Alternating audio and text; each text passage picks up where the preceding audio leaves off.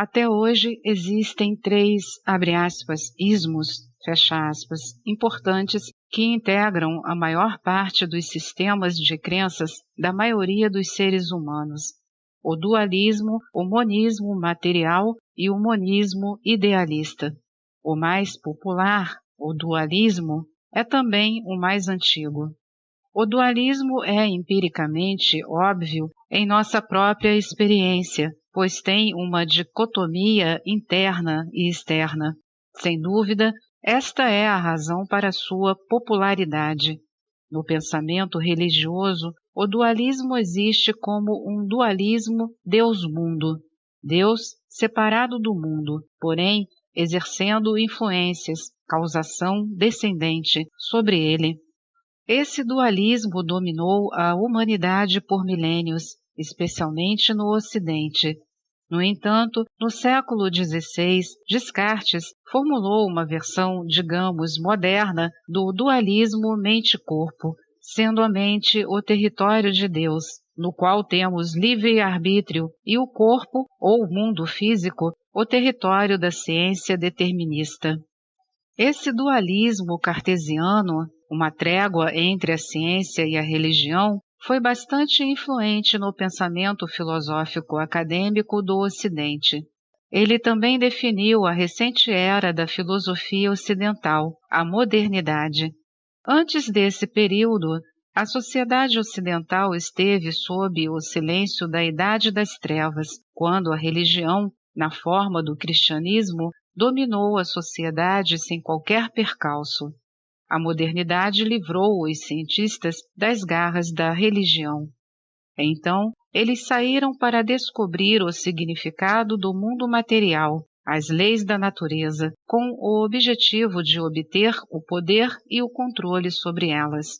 E o fizeram com tamanha disposição, com tecnologias de virtuosismo inquestionável, que seu espírito invadiu por completo a sociedade ocidental. Em pouco tempo, a hierarquia religiosa e o feudalismo deram lugar à democracia e ao capitalismo, os eventos que coroaram a sociedade moderna. Pouco tempo depois, em virtude do sucesso da ciência, as pessoas começaram a questionar a necessidade da trégua entre a ciência e a religião. Na verdade, o dualismo não resiste muito a questões óbvias, como, por exemplo, de que modo interagem dois corpos, feitos de duas substâncias completamente diferentes. Como Deus, de substância divina, interage com o mundo material, como uma mente não material interage com o corpo material. Essa interação é impossível se dermos espaço apenas para interações locais mediadas por sinais portadores de energia que viajam pelo espaço e pelo tempo, de um corpo para outro. Uma interação entre o material e o não material seria uma violação da sacrossanta lei de conservação de energia da física. Além disso, há uma pergunta incômoda sobre os meios pelos quais essa interação poderia ocorrer, qual seja. Do que é feito o sinal do mediador? Parece que precisamos de um mediador feito das duas substâncias, mas não existe nenhum. Assim surgiu o monismo material como alternativa ao dualismo. No monismo material, as dificuldades do dualismo são contornadas simplesmente afirmando-se que não são duas substâncias, e sim apenas uma matéria.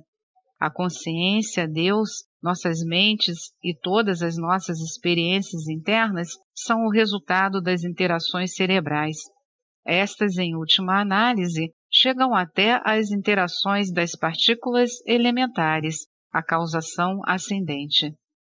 Essa filosofia ganhou muita credibilidade recentemente, não apenas por sua simplicidade, como também porque conglomerados de partículas elementares, como os núcleos atômicos, foram confirmados algumas vezes de maneira espetacular, as detonações nucleares. Mas o sucesso do monismo material também amorteceu o espírito modernista do Ocidente e estabeleceu-se um mal-estar pós-moderno. Afinal, se o materialismo for verdadeiro, não podemos conquistar e controlar a natureza como pensávamos que poderíamos na época do modernismo.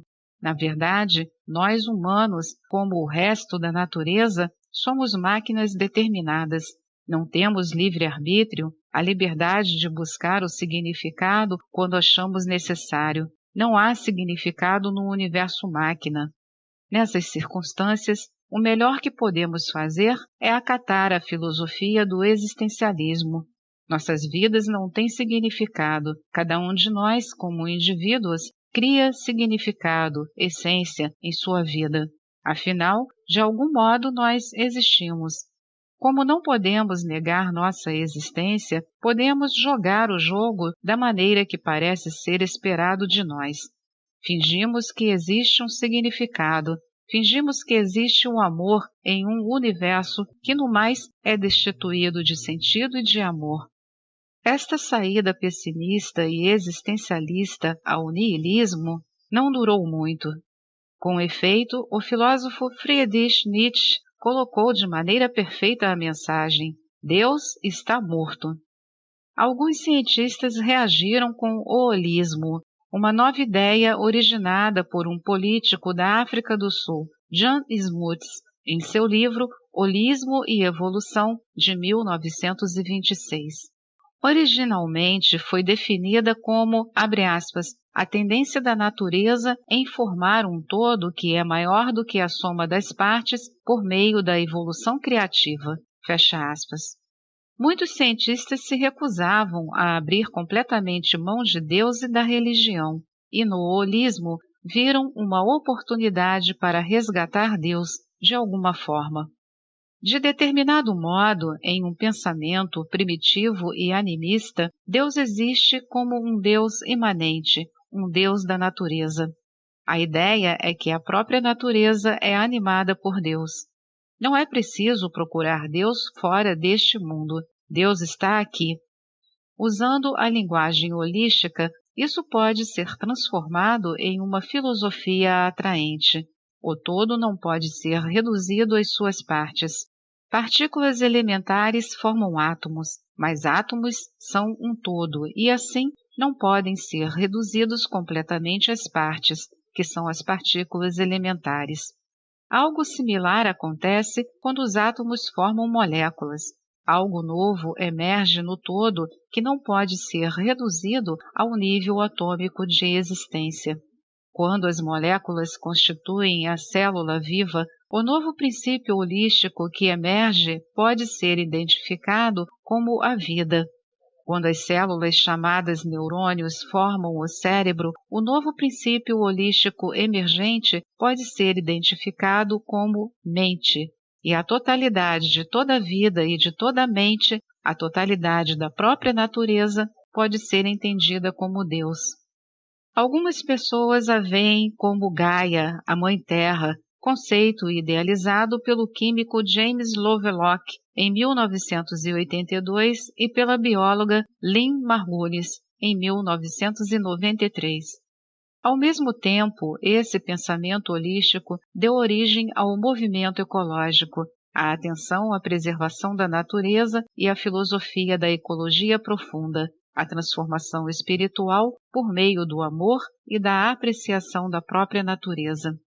No entanto, os cientistas materialistas fazem uma afirmativa válida, a de que a matéria é fundamentalmente reducionista, como milhares de experimentos mostram, e que, por isso, o holismo é uma fantasia filosófica. Contudo, há, desde a antiguidade, mais uma alternativa ao dualismo, além do monismo materialista, o monismo idealista. É interessante observar que no pensamento grego, que é a maior influência sobre a civilização ocidental, o idealismo monista, apresentado por filósofos como Parmênides, Sócrates e Platão, e o monismo material, formulado por Demócrito, possuem quase a mesma idade. O dualismo encontra problemas porque não pode responder a perguntas sobre sinais de mediação necessários para que os corpos duplos interajam entre si. Suponha que não exista sinal. Suponha que a interação é não local. E agora? A imaginação humana e a intuição chegaram a elevadas alturas desde cedo e formularam o idealismo não dualista ou monista, também chamado filosofia perene. Deus interage com o mundo, porque Deus não está dissociado do mundo. Deus é, ao mesmo tempo, transcendente e imanente no mundo. Para o dualismo mente-corpo, podemos pensar idealmente desta maneira. Nossa experiência interior, a morada da mente, consiste de um sujeito, o experimentador, e objetos mentais internos, como os pensamentos. O sujeito não apenas experimenta os objetos internos, como também os objetos externos do mundo material. Suponha que afirmamos que existe apenas uma entidade e que a chamamos consciência, que por sua vez se divide de alguma maneira misteriosa no sujeito e nos objetos de nossa experiência.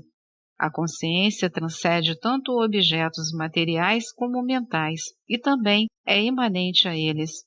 Deste modo, as linguagens religiosa e filosófica tornam-se idênticas, exceto por pequenos detalhes linguísticos. Esta filosofia do idealismo monista nunca foi popular porque é difícil compreender a transcendência sem entender o conceito de não localidade, um conceito quântico. Ainda mais obscuras são as sutilezas da filosofia, como na frase "tudo está em Deus, mas Deus não está em todas as coisas". O sentido da frase é que Deus nunca pode ser completamente imanente, que sempre há um aspecto transcendente de Deus, ou seja, o infinito nunca pode ser plenamente representado pela finitude. Mas tente explicar isso para uma pessoa mediana. Entretanto, o idealismo monista foi muito influente no Oriente, em especial na Índia, Tibete, China e Japão, na forma de religiões como o hinduísmo, o budismo e o taoísmo.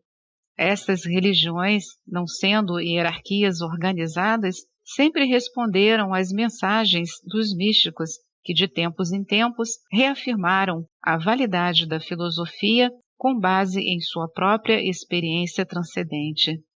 Os místicos também existiram no Ocidente. Jesus foi um grande místico.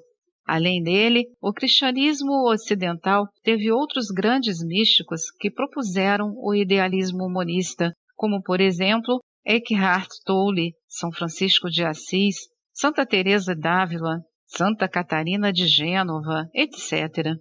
Entretanto, a natureza organizada do cristianismo abafou as vozes dos místicos e, de modo irônico, inclusive a voz de Jesus, e o dualismo predominou no pensamento oficial do reino cristão. Como você identifica um místico? Místicos são essas pessoas que deram um salto quântico desde seu ego-mente para descobrir diretamente que existem a percepção e a beatitude além do ego, valores muito maiores em potencial do que costumamos experimentar. Contudo, a chegada mística a uma realidade, abre aspas, mais real, fecha aspas, não produz nenhuma transformação comportamental imediata, principalmente no domínio das emoções básicas. Portanto, em termos comportamentais, a maioria dos místicos não costuma impressionar mais do que as pessoas comuns. Precisamos aceitar a palavra dos místicos por suas, abre aspas, verdades, fecha aspas, e, através dos tempos, cientistas e líderes sociais têm relutado em fazê-lo. Além disso, há um sério obstáculo às formulações filosóficas tradicionais do idealismo monista. Tudo é Deus ou consciência? E sendo assim, quão real é a matéria? Qual a sua importância? Neste ponto, a maioria dos filósofos idealistas assume a postura de que o mundo material é irrelevante, ilusório, apenas algo a ser tolerado e transcendido. É verdade que alguns filósofos idealistas enfatizaram a importância do material, alegando que apenas na forma material é possível esgotar o karma, o que a alma deve fazer para se libertar da necessidade de reencarnar sempre na forma física no mundo material. De modo geral, porém, sempre houve uma assimetria na visão dos idealistas no que concerne à consciência e à matéria. A consciência é a realidade de verdade e a matéria é um epifenômeno quase trivial. Isso é parecido com o inverso da crença materialista, que diz que a consciência, mente e todas as coisas internas de nossa experiência são banais, sem eficácia causal, ou seja, uma relação entre uma ou mais propriedades de uma coisa e um efeito dessa coisa. Mas, para um estudo completo, integral da consciência, devemos ultrapassar essas atitudes. Esta é mais uma edição do canal Livros Falados Voz Humana. Que o bem, o bom e o belo se multipliquem em benefício das criaturas.